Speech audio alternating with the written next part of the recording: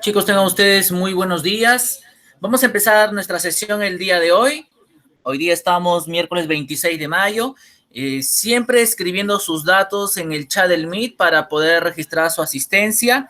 Buenos días. Gracias, Carla, también. Yadira, por el saludo temprano. Te estaba leyendo allí. Gracias y bienvenidos a cada uno de ustedes. Empezamos siempre nuestra sesión agradeciendo a Dios por la oportunidad que nos permite estar todos juntos. Espero que estemos bien, con la alimentación necesaria, con la vivienda necesaria, con la educación necesaria. Es importante que cada uno de nosotros aprendamos siempre a valorar cada cosa que Dios nos da en el día a día. Lo que Él nos da siempre son cosas buenas, experiencias para aprender, para crecer en la fe, para creerle más a Él.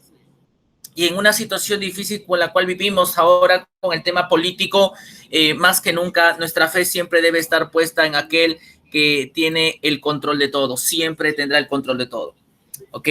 Y espero que en esta hora, durante toda esta mañana de clases, no solamente en mi curso, sino en las horas que vienen, ustedes puedan seguir aprendiendo cosas muy bonitas, cosas muy interesantes para su mismo crecimiento académico.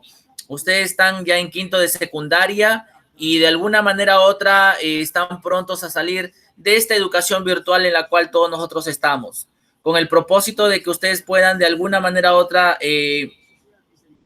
irse, ¿no? Irse a encaminarse, a decidir rumbos muy diferentes. Nosotros estamos estudiando esta semana literatura medieval en Europa. Estamos estudiando básicamente nuestra literatura netamente europea dentro de la literatura universal. De alguna manera u otra hemos aprendido a través de las etapas de la historia. Hemos visto ya la literatura antigua, en esa época de la antigüedad. Hemos aprendido cosas muy interesantes. Esta semana y durante las próximas semanas vamos a estudiar lo que es literatura medieval en Europa. ¿Qué relación guardan las obras de ese tiempo con el pensamiento del hombre medieval? Vamos a ver, bueno, ya en plan lector hemos visto el Cantar del Mio Cid. Hemos visto esta obra importante de la literatura española como parte importante de nuestra literatura netamente española. Pero vamos a ver un poquito sobre el contexto histórico, las cosas que de alguna manera u otra suscitaron en la literatura medieval. ¿Qué aspectos de la historia nos van a ayudar a poder entender un poquito la importancia que tiene la edad media para cada uno de nosotros?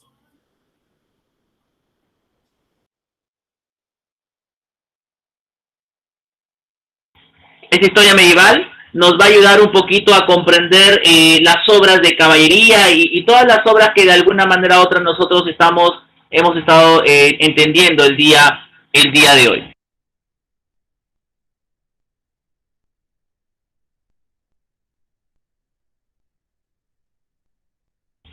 Y de alguna manera u otra, a través de esta experiencia de la Edad Media, vamos a darnos cuenta de algunas cosas muy interesantes.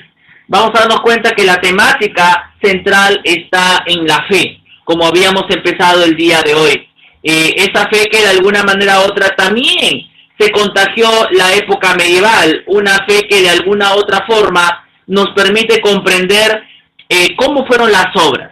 En la edad antigua se vivía un contexto un poco diferente como la que se vive en la edad media. En la edad media, el centro del universo ya no es el ser humano de la edad antigua. En la edad media, el hombre está en un segundo plano. Lo que debe interesarle al hombre en la edad media es sencillamente adorar a su creador. Y adorar a su creador implica básicamente entender los principios de la fe cristiana, en donde la iglesia va a ser el centro importante, el protagonista. Y a lo largo de las obras de la Edad Media uno puede ver básicamente que la iglesia será el protagonista importante en todas las facetas. Y a partir de ahí se construye la Edad Media, a partir de ahí se construye una etapa caracterizada por guerras también, especialmente las llamadas guerras santas, como de alguna manera u otra se le llama a este periodo de la Edad Media. Un poquito para entender también el inicio de cada época. Recuerdan que a través de la línea de tiempo, a través de la historia literaria, uno puede darse cuenta que la Edad Media empieza en el año 476, aproximadamente, cuando el Imperio Romano de Occidente, de alguna manera u otra, ya estaba en una situación importante, pero que lamentablemente en medio de estas guerras cae. Con la caída del Imperio Romano cae y inicia la Edad Media y termina posiblemente en dos fechas: en el año 1492 con el descubrimiento de América. Esta época muy importante posiblemente termina en esa época con los grandes descubrimientos hasta el año 1453. Se caracterizó por la influencia de la Iglesia en los distintos ámbitos de la vida. Y vamos a darnos cuenta hoy día que vamos a ver el cantar del Mio Cid, vamos a ver algunos aspectos importantes terminando lo que de alguna manera u otra hemos visto el día lunes. Vamos a darnos cuenta de la importancia que tiene el texto, la importancia que tiene esta historia en la Edad Media. ¿Por qué? Porque al ver la obra del Mio Cid, vamos a darnos cuenta de los personajes, los escenarios, la temática que se mostró en una época muy difícil para el mundo en Europa. En el Perú, obviamente, ya hemos sido colonizados por España y también van a vivir situaciones muy complicadas. Van a vivir situaciones muy, pero muy complicadas en el Perú. En el Perú también se vivió una etapa de la Edad Media, una etapa importante en la cual de alguna otra forma se comenzó a vivir, pero bajo los moldes importantes de España, que de alguna manera u otra influenció muchísimo en el Perú. Influenció muchísimo en el Perú. Se escribieron también obras medievales, se escribieron obras importantes en la Edad Media. Pero vamos a ver a continuación un pequeño vídeo sobre el contexto histórico de la Edad Media que nos van a ayudar importante a analizar. A través de estos audiovisuales, el propósito es poder meditar, reflexionar un poquito y relacionarlo con nuestro contexto, con nuestra propia vida. Importante es saber, conocer, que a veces los hechos del pasado a veces se repiten en el presente. Como dije en un momento, estamos viviendo momentos difíciles, estamos viviendo momentos complicados en nuestras vidas y de alguna otra forma esas experiencias deben animarnos, ayudarnos a poder mirar lo que en la Edad Media, por ejemplo, se miraba, que era a Dios, la fe, las enseñanzas del cristianismo, que se implantó muy, pero muy fuerte en la Edad Media, donde de alguna manera u otra se crecía las personas en esa fe, y a través de las obras, de los textos, de los libros, se construye más. Vamos a ver una serie de personajes que creen en Dios, el sentido religioso en esta época de la Edad Media, este sentido religioso que debe también animarnos a nosotros en momentos complicados también. Entonces estamos analizando básicamente todo lo que estamos observando. Vamos a ver el siguiente video, por favor. Un minuto.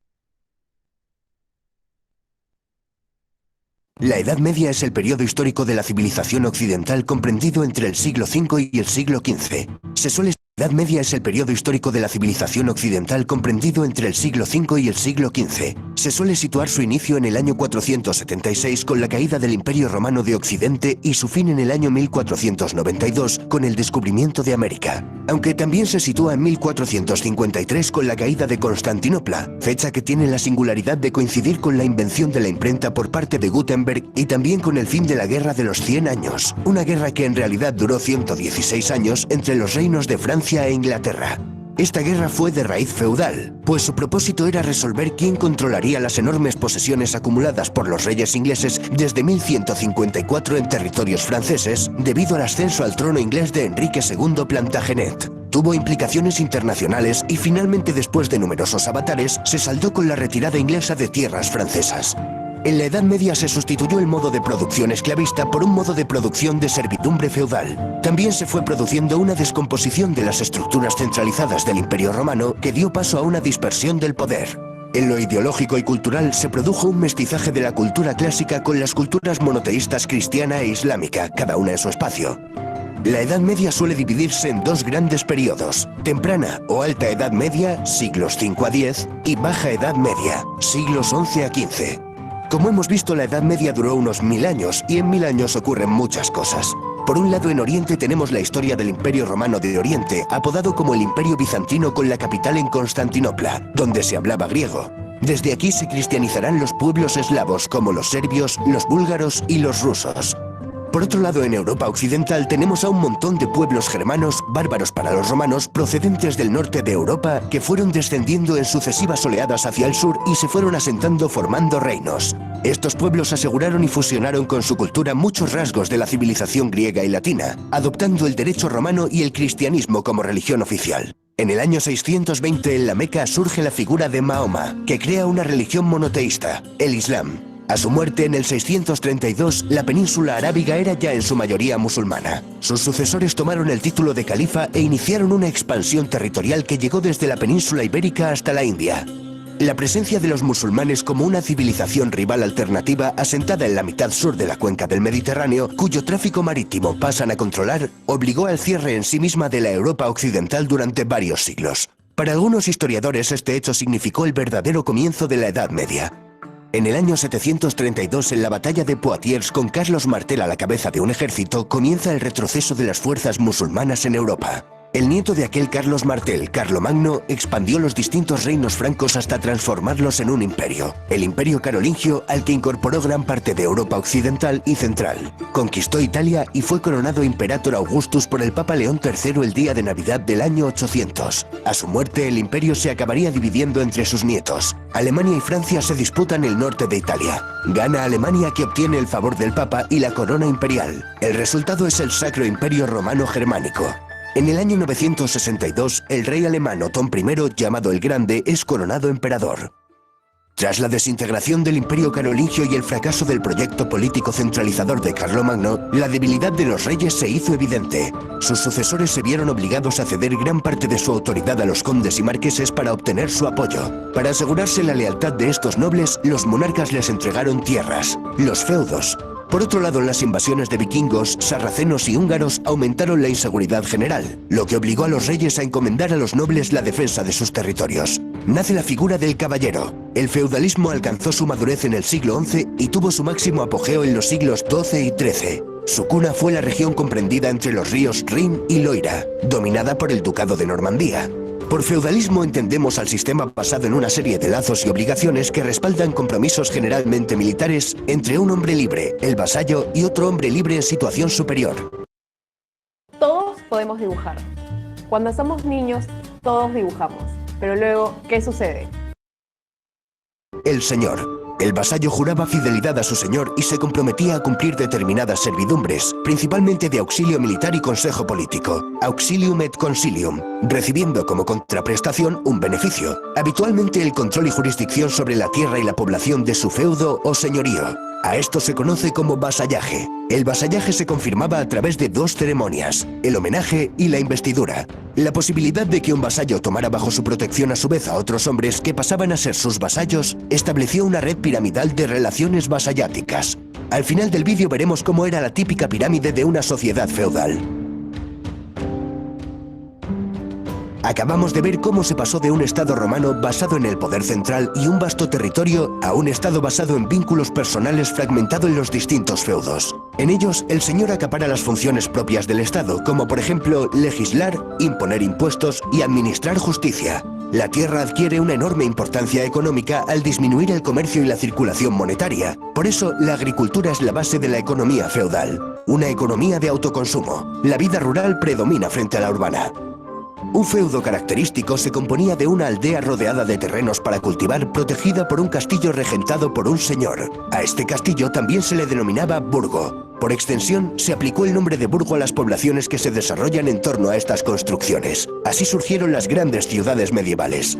A los habitantes de estas nacientes ciudades se les llamaban burgueses, naciendo el término burgués. A estos centros acudían los campesinos a vender sus excedentes, cereales, frutas, carne, a la vez que compraban artículos de uso cotidiano elaborados por los artesanos, herramientas, cerámica, ropa. Se fueron creando nuevos barrios de artesanos y mercaderes que se agrupaban en gremios.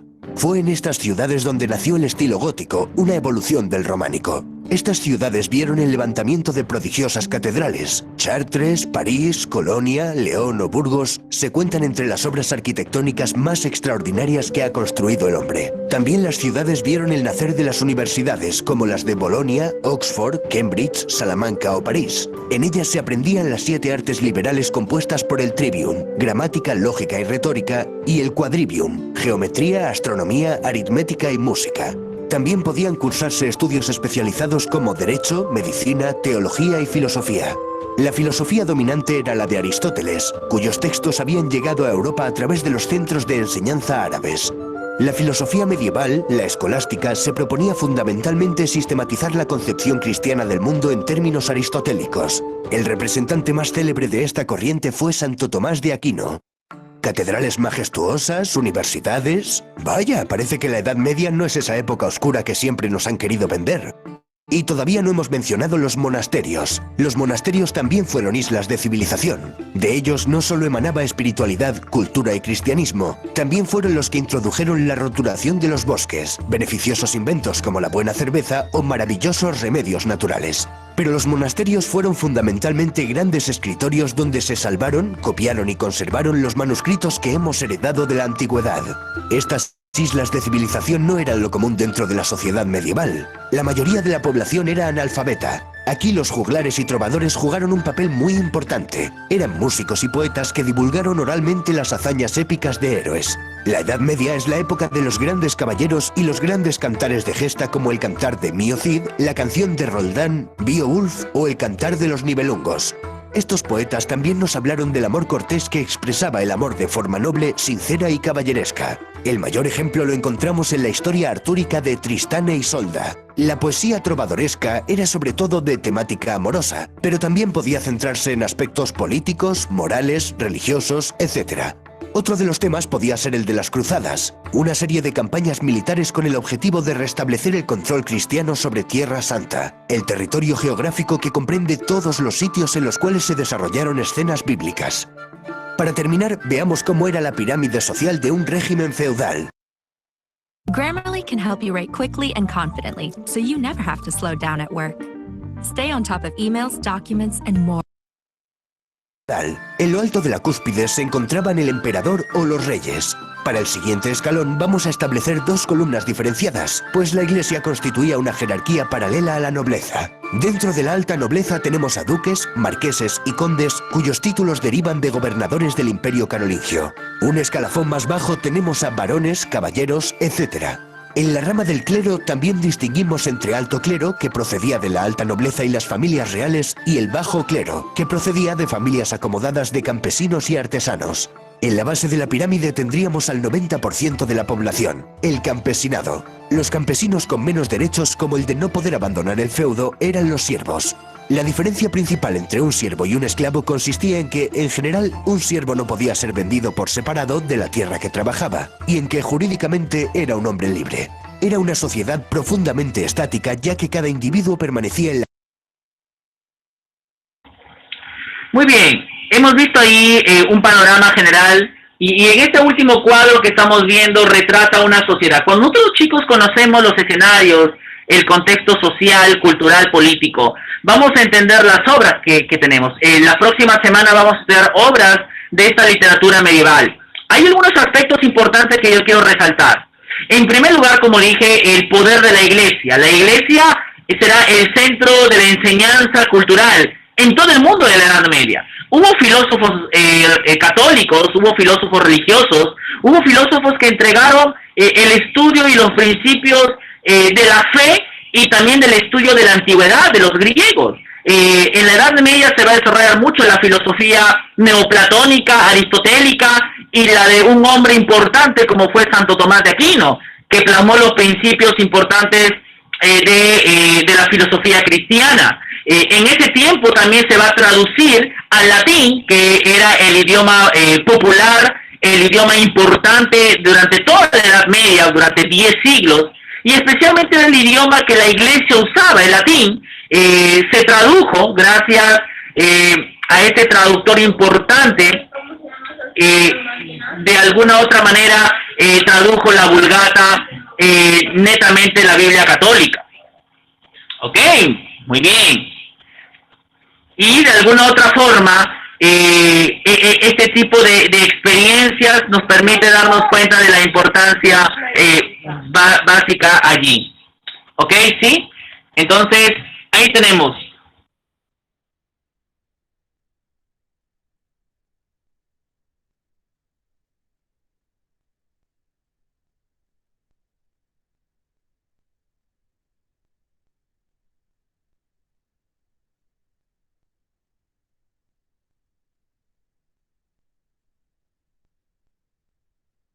Ok, entonces retomamos la idea. Como habíamos mencionado, la Iglesia es el primer punto que vimos aquí en el video, en la cual es el centro. Ahora, la Iglesia estaba centrada con el Estado. El Estado básicamente era así, ¿ok? El Estado y la Iglesia se unirán para que de alguna otra forma pudiera centrarse el poder en toda la Edad Media. Miren el cuadro que está en la pantalla, por favor.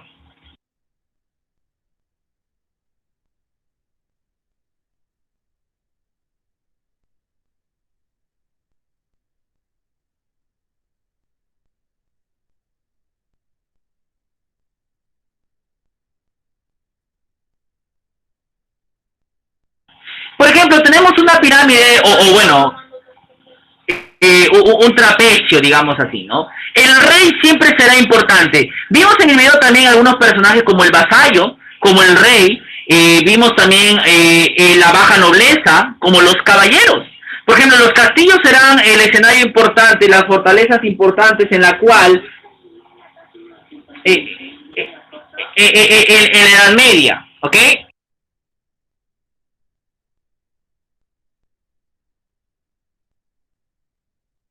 Entonces, podemos darnos cuenta ahí que siempre había una clase social muy determinada, y esta clase social determinada profundizaba la lucha de clases. Lamentablemente, obvio, como en toda época, había la esclavitud, y eso es el efecto que tenía también esta edad importante en esta época de la Edad Media. Vimos también el aspecto bélico. Por ejemplo, vimos el tema de las cruzadas, vimos las invasiones bárbaras. Europa sufrió un estancamiento comercial, industrial, en la época de la Edad Media, cuando los bárbaros del norte europeo comienzan a invadir, ¿no? Y a partir de ahí, Europa comienza de alguna manera u otra a poder sufrir este tipo de situaciones bélicas, ¿ok? Como habíamos dicho, la economía importante fue el feudalismo. Vamos a ver casi en las obras de la Edad Media el tema feudal, donde la tierra va a ser la actividad importante de la riqueza. Cuanto más tierra tengamos, más ricos somos. La autoridad y el poder nacían de la propiedad de la tierra. El objetivo fundamental de la Iglesia en este periodo era la salvación del alma. Se predicaba sobre Jesucristo y todas las enseñanzas de la Biblia. Incluso el arte y toda la literatura, y básicamente se podría decir la literatura en general, era ejercida desde los monasterios. Vimos en la última parte del video el aspecto de los monasterios. Vemos ahí algunas imágenes en la pantalla sobre el clero, sobre el pacto del vasallaje, que era el pacto importante del servicio del rey con el vasallo. Los grandes castillos, ¿no?, que eran las fortalezas militares de defensa contra los bárbaros, por ejemplo. Lamentablemente en este periodo hubo un estancamiento en el saber, por lo que algunos le han denominado la época del oscurantismo. Era la época oscura de la historia, pero de la historia universal. Se atacó el arte, se atacó la cultura. La iglesia condenó básicamente todo eso. Leamos y vemos por favor en la pantalla allí.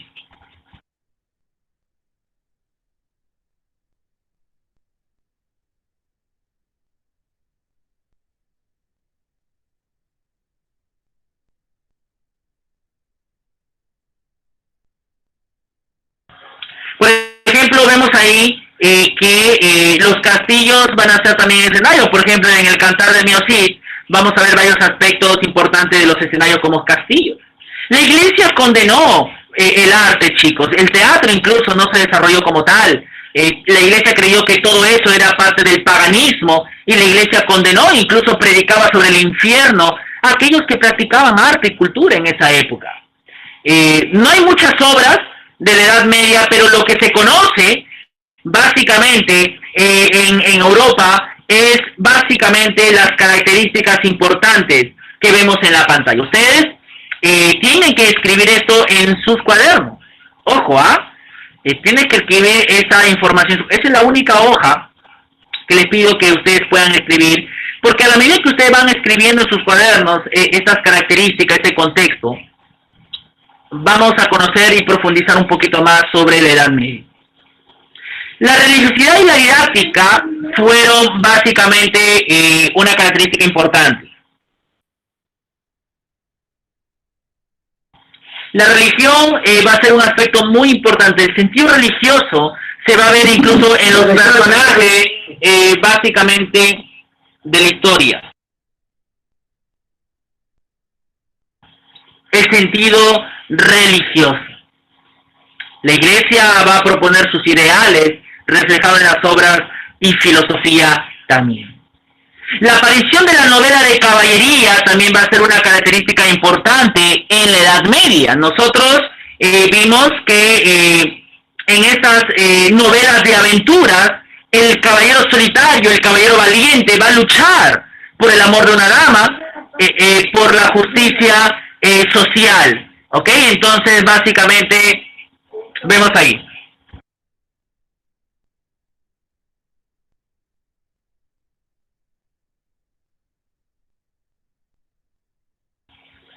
Entonces, vemos ahí que la novela de caballería va a ser una característica muy importante. Casi al finales de la Edad Media se va a ir con ahínco la novela de caballería. La aparición de los cantares de gesta también va a ser otro aspecto muy importante. La presencia de los juglares como poetas, cantantes de las hazañas de los héroes, aquellos que cantaban las hazañas importantes, como fue el Mio Cid. El Mio Cid fue un aspecto muy importante, quizás una de las primeras obras de la épica medieval en España y un ejemplo modelo de la épica medieval en toda Europa. La épica en toda Europa se desarrolló a través de los cantares de gesta, de las hazañas de los héroes, ya no de los semidioses, ya no de los héroes divinos, sino de los héroes que son seres humanos, que tratan de clamar valores importantes como la justicia, como la lealtad, como lo vimos el día lunes cuando estudiamos el cantar del Mio Cid.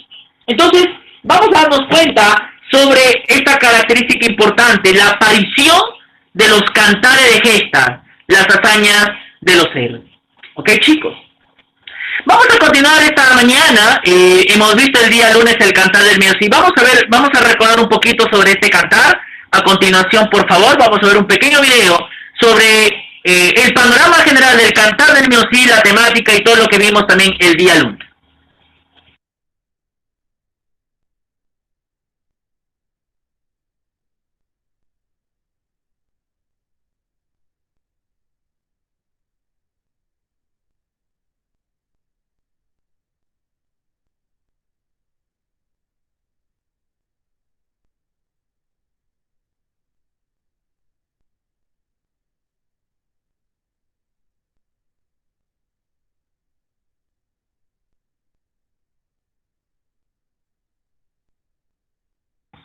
El link está en el chat del Meet, por favor, para poder verlo aparte si aquellos que gustan.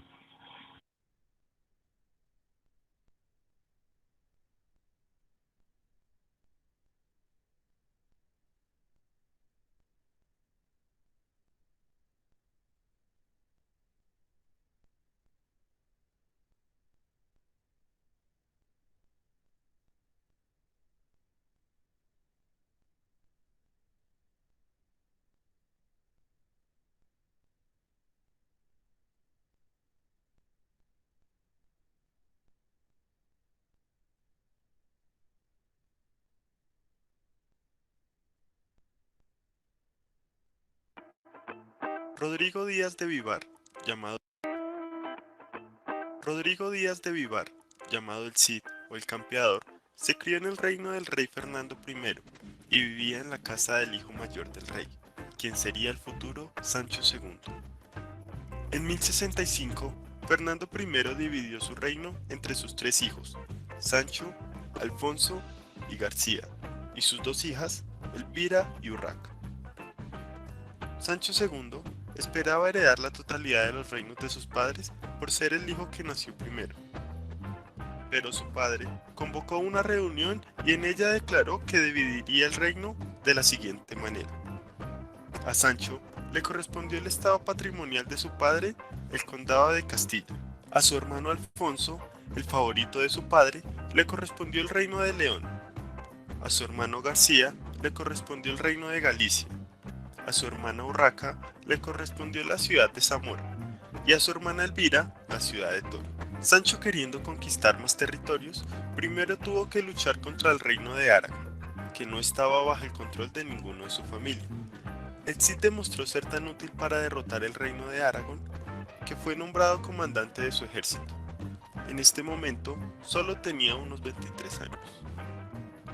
Alrededor de 1070, Sancho comenzó una guerra contra sus hermanos y hermanas. Primero, libró una guerra contra sus hermanos de León y Galicia. Ambas victorias se lograron con ayuda del Cid, quien convirtió casi ciertas derrotas en victorias. Sancho exilió a sus hermanos a la ciudad de Toledo y tomó la ciudad de Toro, que era del dominio de su hermana Elvira. Luego, comenzó una batalla con su hermano Urraca y su ciudad, Zamora, en 1072. Sin embargo, Sancho fue asesinado por uno de los soldados de Urraca justo en las puertas de la ciudad. Al enterarse de la muerte de su hermano, Alfonso corrió a Zamora para reclamar las tierras de su hermano, y lo más importante, el trono. Alfonso se convirtió en Alfonso VI. El Cid se preocupó por su vida. Después de todo, había ayudado a Sancho a hacer la guerra contra Alfonso, que ahora era el rey. Pero el Cid tenía algo a su favor. Uno, era un muy buen soldado. Alfonso sabía que necesitaría un líder como el Cid. Además, la gente de Castilla no estaba contenta de que estuvieran siendo dirigidos por un rey de León. El Cid era de Castilla y le gustaba a la gente. Aunque Alfonso retiró al Cid como comandante de los ejércitos reales, en 1074, el Cid se casó con su sobrina, Jimena. Alfonso ahora estaba relacionado con el Cid, pero a Alfonso realmente no le gustaba el Cid. Temía que el Cid pudiera intentar tomar el trono. Descubre la rutina Nocturne, que será un momento solo para ti. Maximiza cada segundo de tu noche. ¿Estás en posición? Estoy en ello. ¿A qué espera? Alfonso envió al Cid a donde el rey de Sevilla para recaudar dinero. Cuando el Cid regresó, Alfonso acusó al Cid de quedarse con parte del dinero. Por esto, expulsó al Cid de su reino y se le prohibió llevarse consigo sus riquezas y bienes. Además, decretó que cualquiera en el reino que ofreciera ayuda al Cid perdería su patrimonio. El Cid convoca a sus parientes y vasallos y les cuenta del destierro. Quiere saber quiénes quieren venir con él. Entre ellos, habla con Minaya Alvar, quien es su primo hermano. Él convoca a sus amigos, quienes también gran parte de ellos lo acompañan. Otro de los hombres que decide acompañarlo es Martín Antolínez, un hombre desconocido que sentía admiración por él. Juntos deciden estafar a dos prestamistas, Raquel y Vidas, quienes a cambio de 2 grandes cofres sellados, supuestamente cargados con las riquezas del Cid, pero que solo contenían arena, le dieron 600 monedas como préstamo, ya que sabían que había ganado mucho dinero y riquezas en sus anteriores batallas. Después, sin compañía de sus vasallos, el Cid va a ver a su familia que se encontraba en un monasterio para despedirse. Doña Jimena, que estaba rezando por él, sale a recibirle junto con sus 2 hijas, doña Elvira y doña Sol, y junto con ellas el abad del monasterio. El Cid le da al abad 150 monedas para que cuide de su familia. Doña Jimena llora por la partida del Cid, y este hace la promesa de que volverá. Mientras salía de Castilla, muchos hombres se iban uniendo a él. La última noche que duerme en Castilla, se le aparece el arcángel San Gabriel y le dice que su camino será exitoso. El Cid marcha a la ciudad de Alcocer, ubicada en la frontera con el reino de Castilla y gobernada por el rey moro de Valencia. Hace un conteo de cuántos hombres se unieron a él y son más de 300. Realizan un campamento a las afueras de la ciudad y deciden que van a tomarla. Con la noticia de la llegada del Cid, todos los moros se encuentran atemorizados. Pero Alcocer decide no entregarse al Cid y preparan sus hombres por si llega a haber algún ataque. El Cid tiene un plan y manda a quitar todas las tiendas y dejar solo una en el campamento. Así, se va por el río abajo y al verlo, los de Alcocer piensan que sus hombres se han retirado y que es un buen momento para atacarlo. Salen de la muralla que rodea la ciudad y lo persiguen dejando las puertas abiertas. Pero el Cid se las ingenia para entrar y sus hombres atacan a los moros y de esta forma conquistan el castillo. Ahora renueva y comparte con mamá equipos hasta con 50% de descuento y equipos 5G en Dell.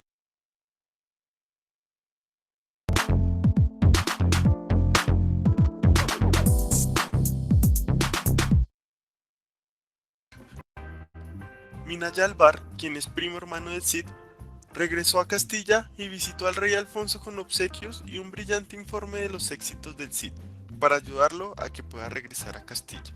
Pero el rey no revocó su decreto de destierro, sin embargo, las propiedades de Minaya fueron restauradas y se le otorgó la libertad de ir y venir sin temor a ser atacado. El Cid continuó sus acciones contra los territorios árabes. Se dirige hacia Valencia y luego de más de 3 años de batallas, logra tomarla. Sus hombres se cansaron de luchar y muchos deseaban regresar a Castilla. El Cid, aunque todavía generoso y comprensivo, demostró su lado oscuro al amenazar de muerte a todos los desertores. De nuevo, el Cid envió a Minaya al rey Alfonso con un regalo de 100 caballos y una solicitud de que se permita a doña Jimena y sus hijas unirse a él en Valencia. Visiblemente suavizado por el evidente poder del Cid, el rey Alfonso accedió a esta solicitud. Además, devolvió sus antiguas propiedades a los hombres del Cid. El Cid se reúne con su familia en Valencia, y mientras tanto, el rey de Marruecos, Yusef, quiere reconquistar Valencia. El Cid le dice a su mujer que va a tener que luchar contra los moros por salvar Valencia, y que ellas deberán permanecer en el Alcázar. Los moros invaden las afueras de Valencia, pero la astucia del Cid los hace triunfadores en la batalla y finalmente derrotan a Yusef. Minaya y Martín Antolínez cuentan el botín y lo llevan como presente al rey Alfonso. Son 200 caballos con sillas y espadas. Este obsequio le valió el perdón al Cid y la solicitud de que se le diera a sus hijas en matrimonio con Diego y Fernando, los príncipes de Carrión, que era un municipio de la provincia de Castilla. En la fiesta de la victoria, muchos se maravillaron de la gran longitud y abundancia de la barba del Cid, porque había jurado, en el momento de su destierro, que su barba nunca sería cortada. El Cid tenía dudas sobre dar a sus hijas a los príncipes de Carrión. Pensó que eran demasiado jóvenes para casarse. Además, desconfiaba de los 2 hombres. Sin embargo, con una gran muestra de humildad y servilismo, devolvió a doña Elvira y doña Sol al rey con la palabra de que Alfonso honraría al Cid al disponer del futuro de sus hijas como el monarca lo creyera conveniente. Se realizaron las 2 bodas y un gran banquete, al que habían sido invitados todos los vasallos del Cid. El Cid expresó cierta satisfacción al unir a su familia con nobles tan ricos como el príncipe Diego y su hermano Fernando.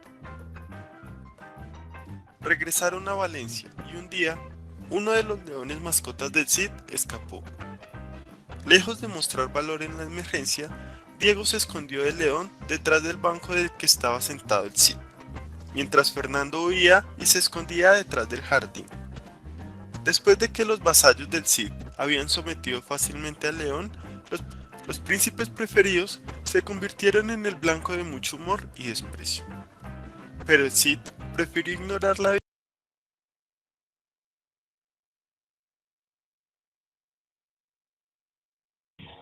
Muy bien, chicos, hemos visto ahí el pequeño extracto de la obra El Cid Campeador.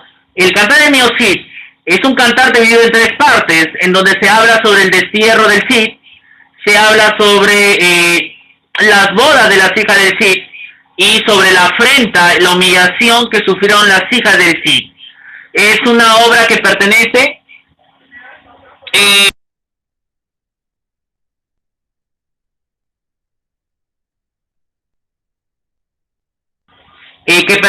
al género de la épica medieval.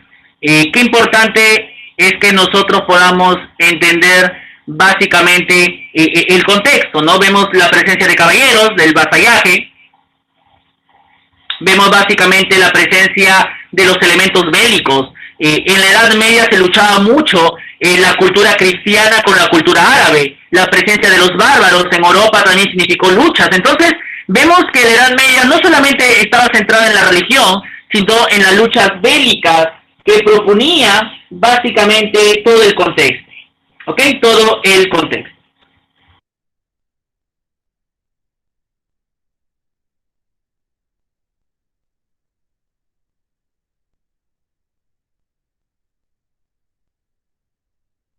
Entonces, de alguna otra forma, este panorama histórico nos permite centrarnos en lo que vamos a leer en las próximas semanas. Hemos visto entonces el cantar del Mio Cid.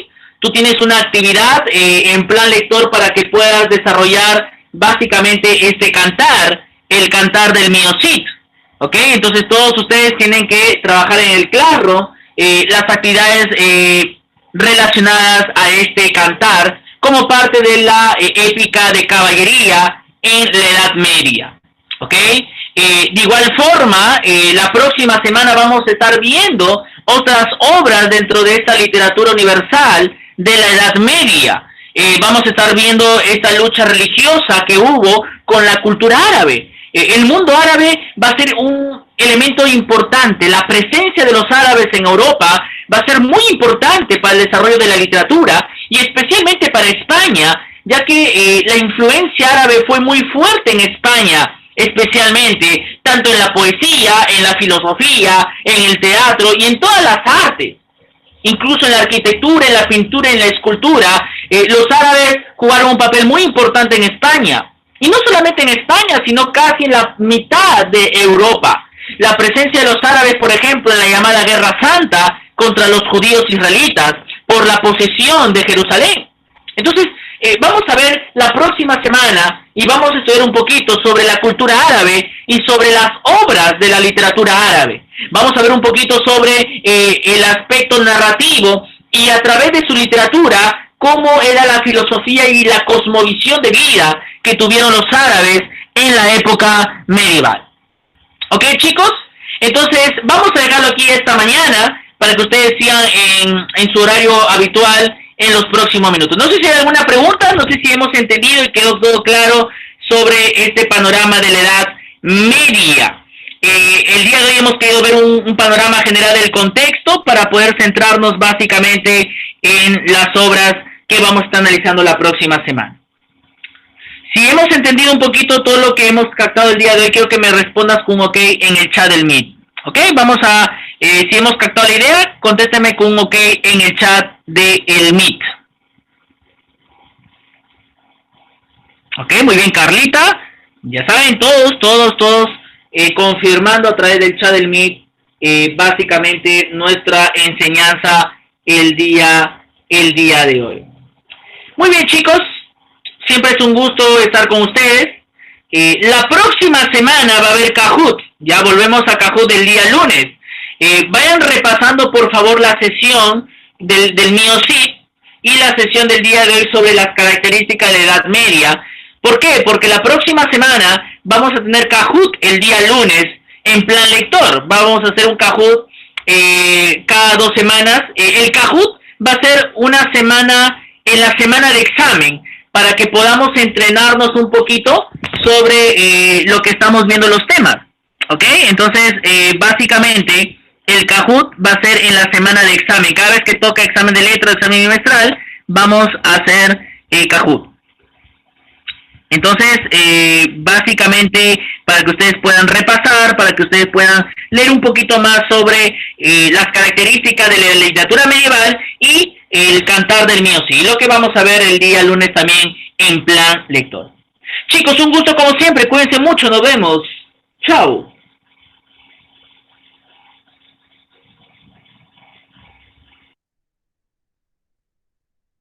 Chao Nicole. Chao Tracy, por ahí, Carla, nos vemos. Fiorelita. Cuídense mucho. A los chicos por ahí, ¿ah? Claudita Jaramillo, ya por el WhatsApp te estaremos escribiendo, Claudia. Espero que estés bien. Ya estaremos escribiendo y comunicándonos. Ya, cuídense mucho. Ya, chao.